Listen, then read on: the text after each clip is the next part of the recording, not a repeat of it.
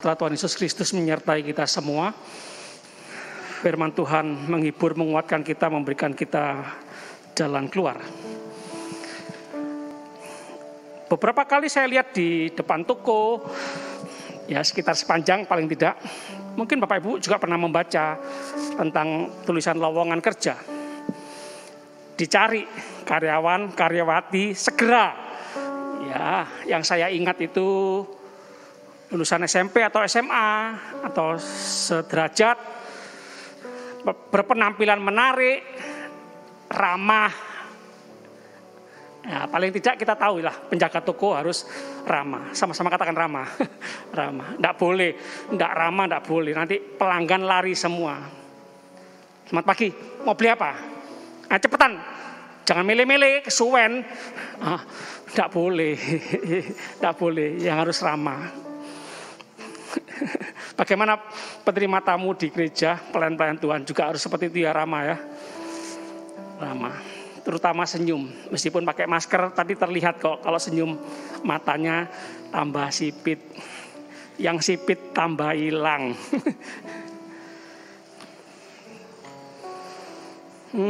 Haleluya.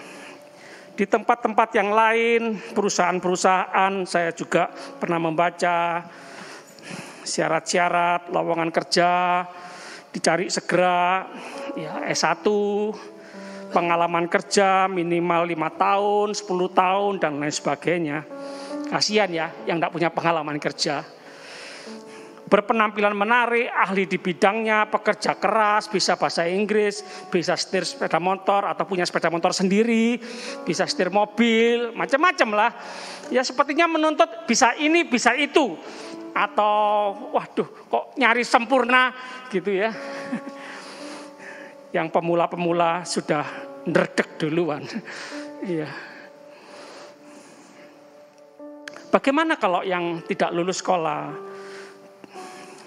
Lemah sepertinya, malu, minder, tidak bisa bahasa Inggris, ya bisanya bahasa Indonesia.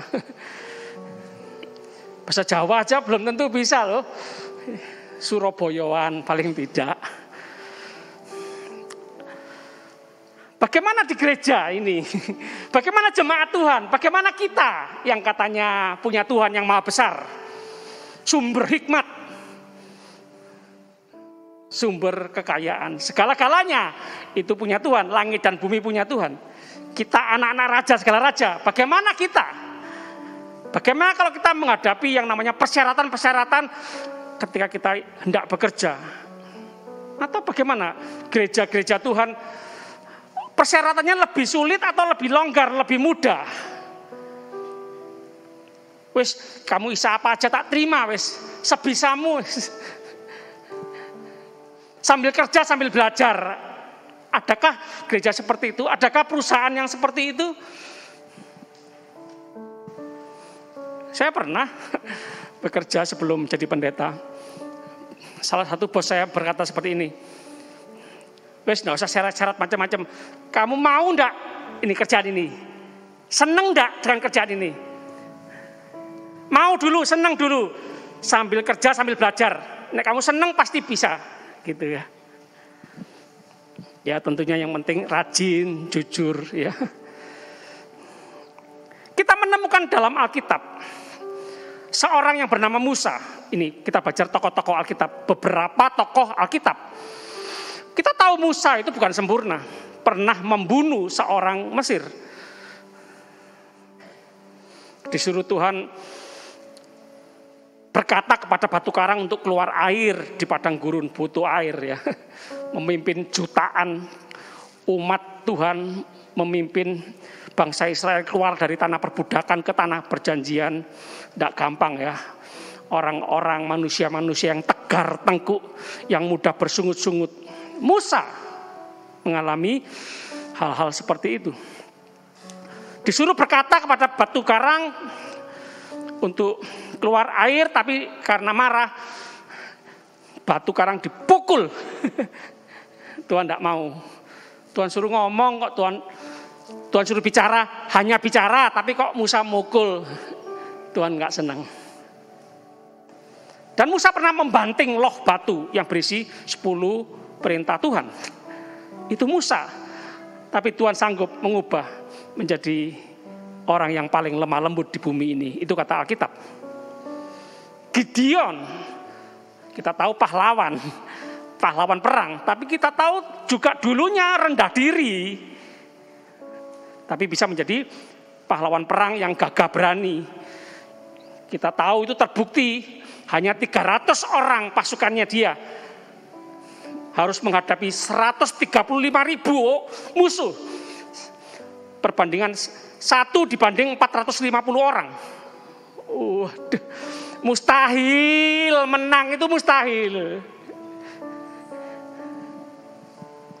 Kalah terbirit-birit, terkencing-kencing iya.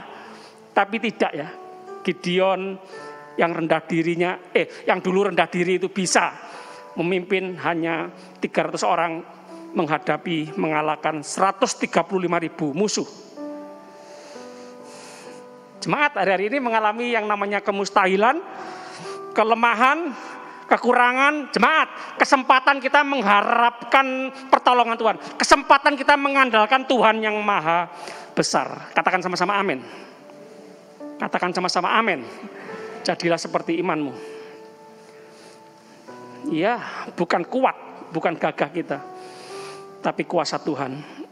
Ini pengalaman-pengalaman ini, pengalaman tokoh-tokoh ini, dan juga akan menjadi pengalaman kita semua.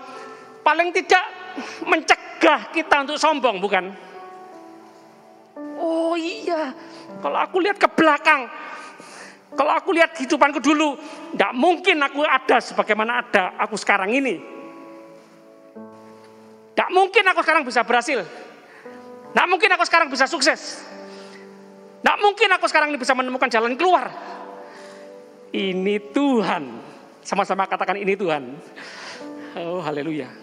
Sekali lagi bagi kita orang-orang Kristen, anak Tuhan, kesulitan kesukaran adalah kesempatan mengalami kemahakuasaan Tuhan. Katakan amin. Abraham pernah yang namanya takut mati. Sampai menyerahkan istrinya, membiarkan istrinya diambil oleh salah satu raja Mesir. Ya. Tidak ngaku kalau itu istrinya. Ini saudaraku. Ya, kalau mau diurut-urut dihitung-hitung ya, termasuk saudara zaman dulu ya. Tapi itu istrinya, tidak dikatakan istri, saudara. Raja ambil. Istri-istri, bagaimana kalau punya suami tidak ngakui istri? Sakit ya. Tapi Abraham bisa diubah Tuhan. Abraham dikatakan bapak segala orang percaya. Kita buka Alkitab kita, 1 Korintus 1 ayat 27. 1 Korintus 1 ayat 27, kita membaca 3 ayat. 28, 29. Kita mulai ayat 21. Ayat 27. 1 Korintus 1 ayat 27. Tetapi apa yang bodoh bagi dunia. Sekali lagi, jemaat jangan minder. Mungkin kita pernah dikata-katai, atau sekarang ini sedang dikata-katai, bodoh. Apa yang bodoh bagi dunia? Dipilih Allah. Sama-sama katakan dipilih Allah. Untuk memalukan orang-orang yang berhikmat di dunia ini. Dan apa yang lemah bagi dunia? Dipilih Allah. Sekali lagi katakan dipilih Allah.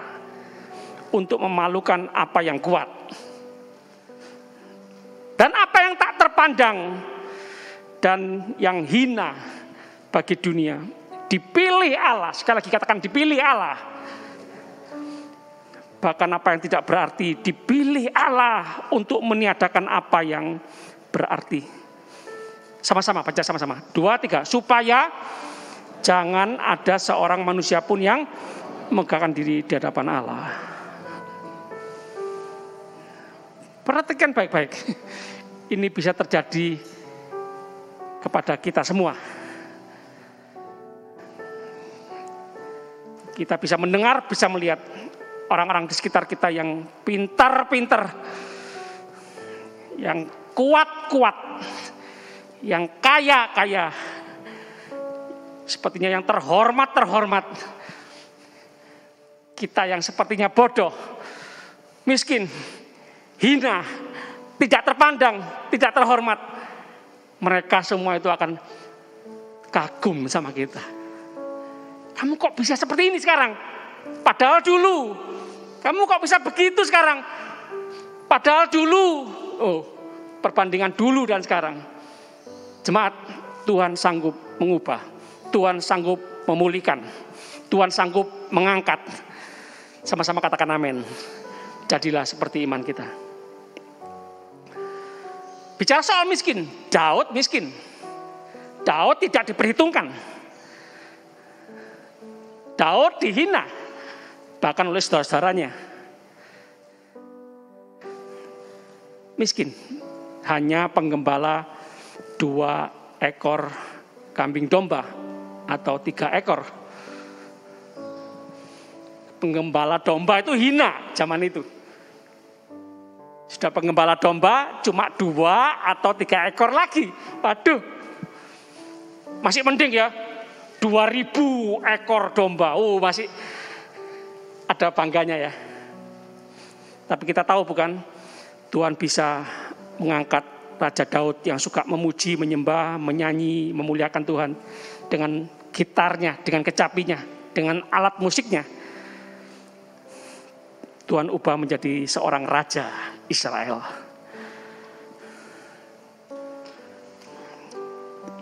Daud berkenan di hati Tuhan.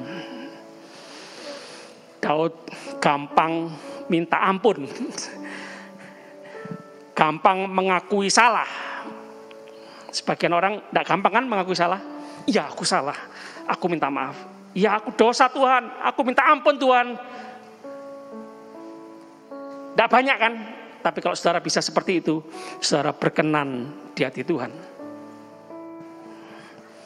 Sekali lagi, dosa masalah. Tapi kalau tidak mengakui, tidak bertobat, tidak meninggalkan, itu paling masalah. Sangat besar masalahnya.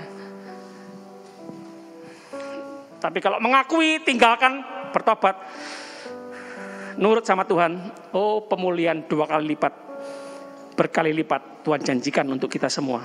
Yang setuju katakan amin. Amin, amin. 2 Korintus 12 ayat 9. 2 Korintus 12 ayat 9. Tetapi jawab Tuhan kepadaku. Ini Tuhan berbicara sama Rasul Paulus ya. Cukuplah kasih karuniaku bagimu. Sebab justru dalam kelemahanlah kuasaku menjadi sempurna. Sebab itu terlebih suka, kata Paulus, aku bermegah atas kelemahanku, supaya kuasa Kristus turun menaungi aku. Rasul Paulus sadar ada celah untuk sombong. Diberi kepercayaan punya pengalaman karunia rohani bersama Tuhan. Naik ke langit, ke surga tingkat berapa? Menjadi seorang rasul. Penjahat, pembunuh juga dulunya, bukan Rasul Paulus. Tapi diangkat Tuhan jadi rasul. Ada celah untuk sombong. Di satu sisi punya penyakit dalam tubuhnya. Atau ada istilah duri dalam daging. Tuhan Maha Kuasa menyembuhkan. Tuhan Maha Kuasa ambil duri dalam daging. Dalam diri Rasul Paulus. Berdoa berkali-kali. Dan Tuhan berkata, enggak ya, enggak apa-apa Paulus, tetap aja ya. Kasih karuniaku cukup untukmu. Yang penting kamu tahu pasti bahwa aku bersamamu, aku menyertaimu, aku tidak meninggalkanmu. Justru ketika kamu merasa lemah, kamu sakit, kamu tidak sempurna, justru kamu mengandalkan kekuatan Tuhan, mengandalkan kuasa Tuhan. Justru di saat kamu lemah, kamu tetap butuh Tuhan, kuasa Tuhan itu nyata dalam kehidupanmu. Itu percakapan Tuhan dan Rasul Paulus. Apakah mirip dengan saudara jemaat Tuhan hari-hari ini? Doa sepertinya nggak dijawab. Doa sepertinya nggak dijawab. Kok lama nggak dijawab oleh Tuhan? Padahal dulu pada waktu baru-baru bertobat, minta ini dikasih, minta itu dikasih. Saya lagi diingatkan, bayi rohani sama dewasa rohani, jemaat baru, jemaat lama beda ya. Ingat waktu anak cucu masih bayi, owek langsung susu datang, owek bubur datang, owek langsung digantikan pepes, owek langsung digendong. Tengah malam owek semua bangun, papa, mama, cece, koko, mak, engkong semua bangun. Sekarang sudah besar, owek dibiarkan. Ada apa kamu owek-owek? Bisa ambil makan sendiri, bisa ambil minum sendiri, bisa buat super mie sendiri, bisa buat telur sendiri, bisa masak nasi sendiri. Lebih mandiri. Ya, gak selalu semua doa harus dijawab oleh Tuhan. Tuhan ingin mendewasakan rohani kita. Tuhan ingin memperkuat otot-otot rohani kita. Yang mengerti katakan amin. Haleluya. 2 Korintus 1 ayat 8. Ini perkataan Paulus juga ini ya. 2 Korintus 1 ayat 8 dan 9. Sebab kami mau, saudara-saudara, supaya kamu tahu akan penderitaan yang kami alami di Asia Kecil. Rasul Paulus terkenal kejujurannya ya. Kuat dibilang kuat, lemah dibilang lemah. Punya masalah dibilang punya masalah. Sempat gak kuat, putus asa dibilang putus asa, jujur. Kejujuran bapak rohani dan anak-anak rohani. Kejujuran, keterbukaan pemimpin jemaat Tuhan dan jemaat Tuhan. Tidak mau pura-pura terus kuat. Tidak mau ingin berkata kepada jemaat, lihat aku ini Superman, tidak pernah lemah. Tidak. Terbuka, jujur. Menderita, mengalami penderitaan. Beban yang ditanggungkan atas kami adalah begitu besar dan begitu berat sehingga kami telah putus asa. Sama-sama katakan putus asa. Bapak Ibu pernah putus asa atau sekarang sedang putus asa? Khotbah tadi jam 8 menceritakan berita yang pernah terjadi di waktu-waktu kemarin di awal tahun. Anak remaja bunuh diri karena putus cinta, suami istri bunuh diri karena apa? Lupa saya. Meninggalkan 2 anak.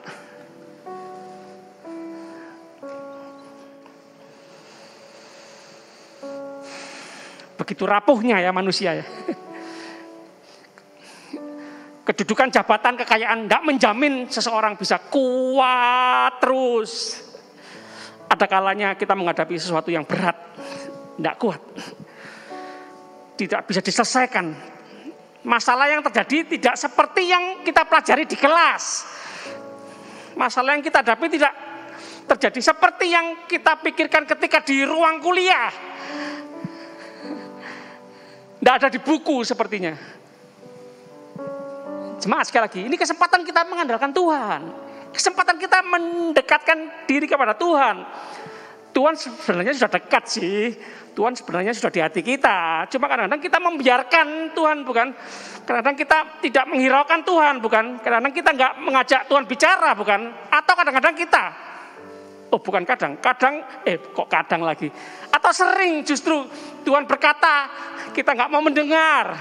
Tuhan berkata, Tuhan menyuruh, Tuhan memerintahkan. Kita sering berkata, nanti Tuhan, sektalah. Besok aja Tuhan, minggu depan, bulan depan, tahun depan, terus menunda. Atau sering berkata, tidak Tuhan, nggak mau Tuhan. Satu perkara, satu hal, satu bahan ujian kalau nggak lulus, Tuhan akan terus kejar dimanapun, kapanpun. Sampai kita lulus. Jadi jangan mudah-mudah untuk pindah perusahaan, pindah gereja, pindah rumah, pindah daerah untuk lari dari masalah. Jangan. Karena dimanapun tetap masalah itu ada. Hal apa yang belum lulus, dimanapun kita pindah, itu akan terus Tuhan kejar sampai kita lulus. Bahkan kami merasa seolah-olah kami telah dijatuhi hukuman mati. Tetapi hal itu terjadi supaya kami jangan menaruh kepercayaan pada diri kami sendiri. Oh, Rasul Paulus itu terkenal pinternya luar biasa. Keluarga kaya raya, terhormat di masyarakat, ahli agama. Ada celah untuk percaya diri, bukan?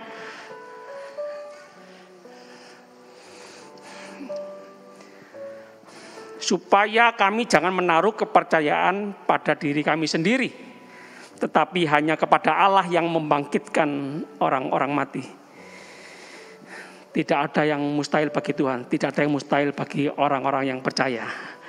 Bahkan orang mati Tuhan sanggup bangkitkan. Lazarus mati 4 hari, Tuhan sanggup bangkitkan. Katakan amin. Yang terakhir, Ibrani 4 ayat 15.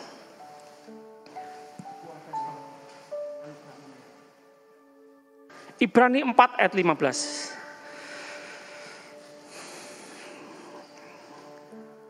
Baca sama-sama. 2, 3. Sebab imam besar yang kita punya bukanlah imam besar yang tidak dapat turut merasakan kelemahan-kelemahan kita. Sebaliknya sama dengan kita, ia telah dicobai, hanya tidak berbuat dosa. Jemaat, ayo sama-sama kita mengakui kita ini ya begini. Mengakui kelemahan kita, kekurangan kita, kejelekan, keburukan kita, akui dan terima. Salah satunya ketika kita bercermin pagi, sore, malam. Sudahlah, terima. Modi ini ya gini, Pak Ronald ya begini, Bu Ana begini, terima, akui. Jangan marah ketika banyak orang memperkatakan kelemahan kekurangan kita, akui. Dan itu serahkan sama Tuhan. Tuhan sanggup memakai kita orang-orang lemah. Penginjil internasional terkenal berkata seperti ini. Semua raksasa-raksasa Tuhan yang ada di dunia ini itu adalah dulunya orang-orang yang lemah. Yang mau mengaku dan menyerahkan hidupnya kepada Tuhan. Justru orang-orang lemah yang menyerahkan diri kepada Tuhan, itu justru menjadi tanda keajaiban, tanda keheranan bagi banyak orang. Kok bisa ya kamu begini sekarang? Padahal dulu. Nah itu.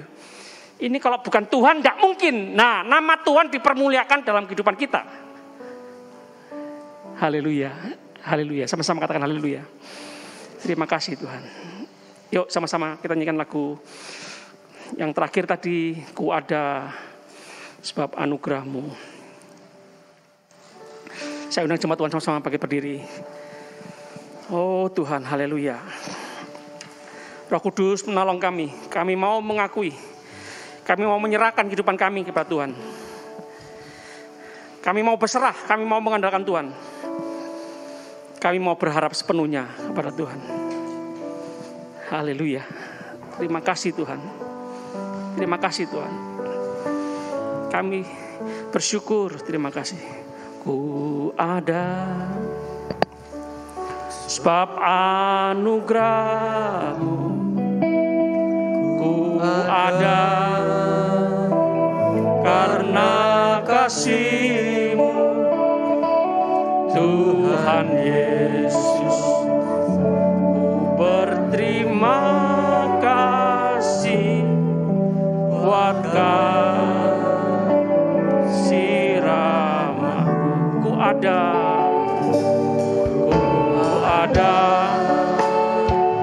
sebab anugerah-Mu. Ku ada karena kasih-Mu.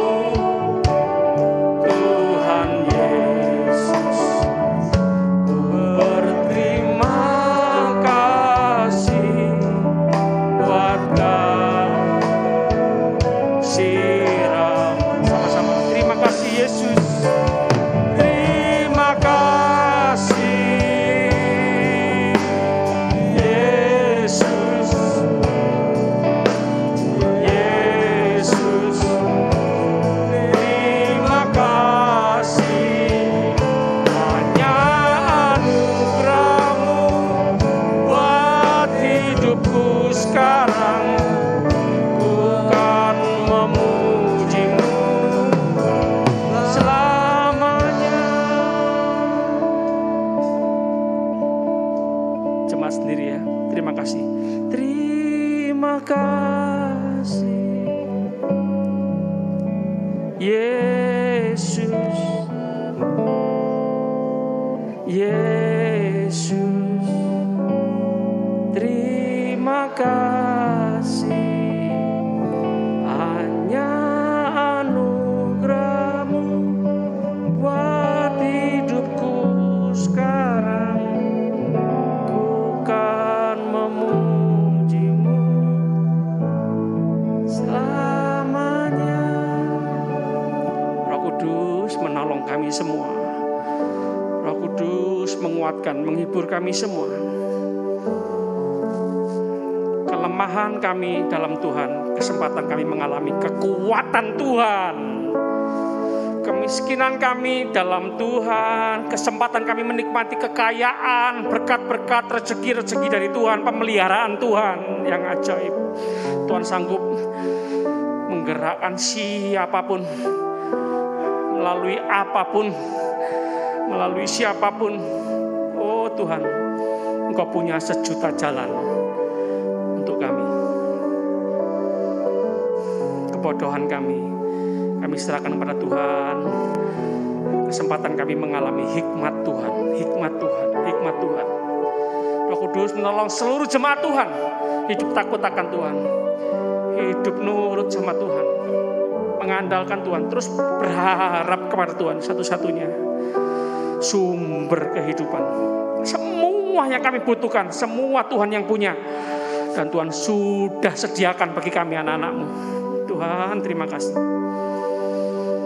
Roh Kudus menolong kami semua hari-hari ini terus banyak berterima kasih sama Tuhan, bersyukur sama Tuhan. Semua yang terjadi, hal-hal kecil, pernak-pernik kecil, setiap detik kehidupan kami, semua seizin Tuhan, semua seizin Tuhan untuk menggiring kami, memproses kami, membentuk kami semakin indah, dimurnikan seperti emas yang murni, berkarakter seperti Kristus. Tuhan, kami mau relakan tubuh jiwa roh kami ke dalam tangan Tuhan. Kami aman dalam Tuhan. Kami aman dalam Tuhan. Oh haleluya, terima kasih Tuhan, terima kasih. Jemaat Tuhan, teruslah berkarya, pulanglah dengan terus menikmati semua yang terbaik dari Tuhan. Perlindungan, penyertaan Tuhan yang sempurna, anugerah Tuhan melimpah seumur hidup kita semua. Oh haleluya, terima kasih Tuhan.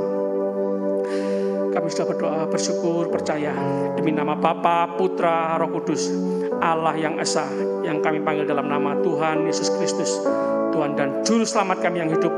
Haleluya, sama-sama katakan amin. Tuhan Yesus memberkati, silakan duduk, tetap menjalankan protokol kesehatan.